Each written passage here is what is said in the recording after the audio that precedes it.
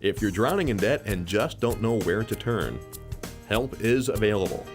Attorney Diana Long will help you get your financial situation resolved. I'm Attorney Diana Long. I'm dedicated to helping hardworking folks just like you. Bankruptcy protection can help you get your financial life back in order, and I can show you how. If you're ready to stop the harassing phone calls and letters, I can help.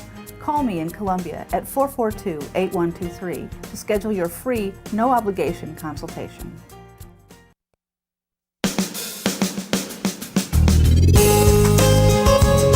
Good morning and welcome to Radio Friends. This is Monday. It's August the 15th, and we got two topics today. We're going to talk about the Literacy Action Corps and weight loss programs. Let's start first of all with Lisa Finley, Central Missouri Dietetic Association. Welcome to Radio Friends, Thanks. Lisa.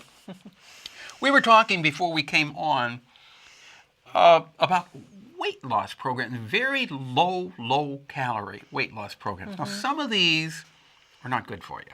Right. Some aren't, and the reason I'm here today is I am a dietitian who works specifically in that type of practice area with physician supervision, and it's been concerning to us to see how casually people are treating a 500-calorie diet that's prescribed with a diet trend. 500 calories a day?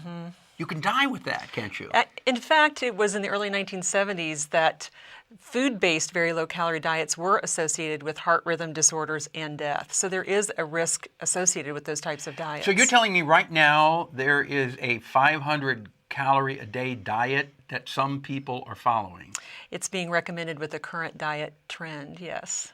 And that is concerning from a medical standpoint. So what do doctors say about this then? It depends. Certainly, they don't feel that it's safe. And some good organizations that help individuals who need assistance with weight management have taken a proactive stance to help educate consumers. Good sources for that information are the American Society of Bariatric Physicians, the American Dietetic Association, the Obesity Action Coalition. A lot of those groups recognize what is a credible way for individuals to lose weight safely, but certainly a food-based 500-calorie diet isn't listed. No. Okay, you're a dietitian, so, and you're not a very large lady at all. What is a safe number of calories for an average person? It's going to vary person to person, Paul, but more importantly, individuals who struggle with weight management their whole lives may eventually consider other options such as bariatric surgery, lap band or gastric bypass, or if they're concerned about the risks of surgery, they may consider a very low-calorie diet as a lower risk option for rapid weight loss. But only under the direction of a doctor. Exactly. Not following the fads and saying you can eat only 500 calories a day and lose all this weight. A food-based diet, to really get your adequate nutrients, really should never be lower than 1,200 calories a day, and even then you really need to be working with someone who can help you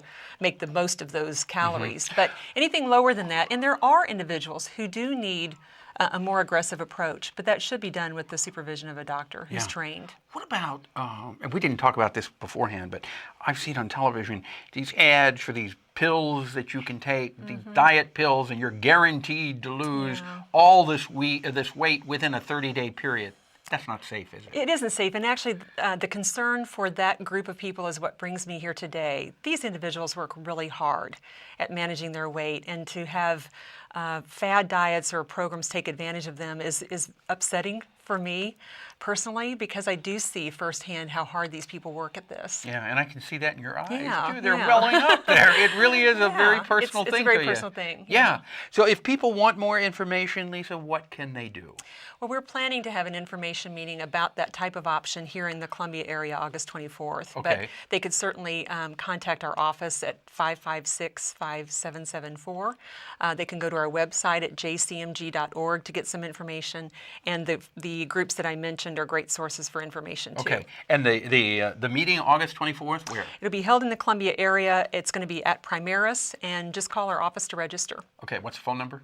556-5774. Thank you. Thanks, Thank you, Paul. Lisa Finley, Central Missouri Dietetic Association. Now we turn to Leslie Clay, Literacy Action Corps. Good to have you here, Well, Leslie. it's good to be here. And I found out today that you are the sister of an old-time friend of mine that we used to work together, Deborah Sapp Yarwood. Used to be the student in broadcast journalism. Yeah. But here, you're here to talk about Literacy Action Corps. Yes, I Tell am. Tell us the message you want to get across. Okay, this is an organization, all volunteer, that teaches literacy to, there are so many adults that cannot read. They teach literacy to adults who need help learning to read, and also they teach English to people who do not speak English. Those are primarily refugees or families of foreign students. And we have a great time teaching these people. Yeah. We learn as much as we give. And you know, just because an adult cannot read does not mean that that adult is not very, very intelligent. They have just never had the opportunity to learn to read because they have been going through their life trying to make things work for themselves. Some people are able to do that. They're smart in that respect. My grandfather came from Italy. He never learned to read or write, but he was a very intelligent man, and he amassed an empire. He had started with a little grocery store, and he ended up making a pretty good living for himself by signing his name with an X.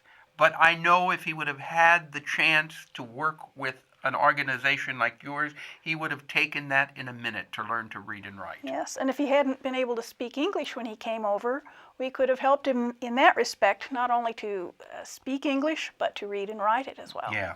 Are you having a meeting that people can be a part of? Well, next month we are going to September. in September, we're going to have a series of sessions to train people how to be tutors.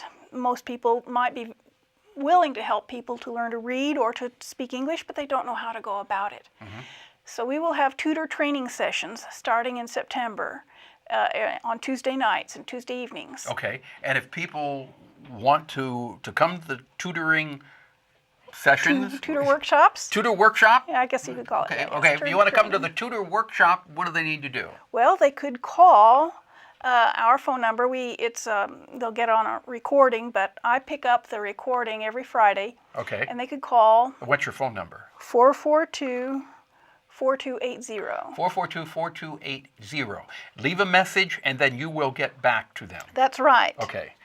Is there anything? We're just about out of time. Anything else you wanted to mention? It's great fun. Okay. All Very right. rewarding. Leslie, thank you so much for coming by. Well, thank you. Literacy Action Corps, and tell my friend Mary hi. Okay? Okay. All right. We're out of time for today. Tomorrow, Return to the Forbidden Planet, one of our topics, CEC, and also the League of Women Voters. Our show, directed by Travis McMillan of the Reynolds Journalism Institute, audio Pat Akers, KBIA, our floor director, Andrew Orozco, and our assistant producer and guest coordinator, Uncle James Mauser. To watch this program or to listen to it again, go to kbia.org, click on Radio Friends. You can sign up for a podcast or podcast. And now you can like us on Facebook, facebook.com/RFWPP, or follow us on Twitter at Paul Pepper at KBIA. See you tomorrow. Bye-bye.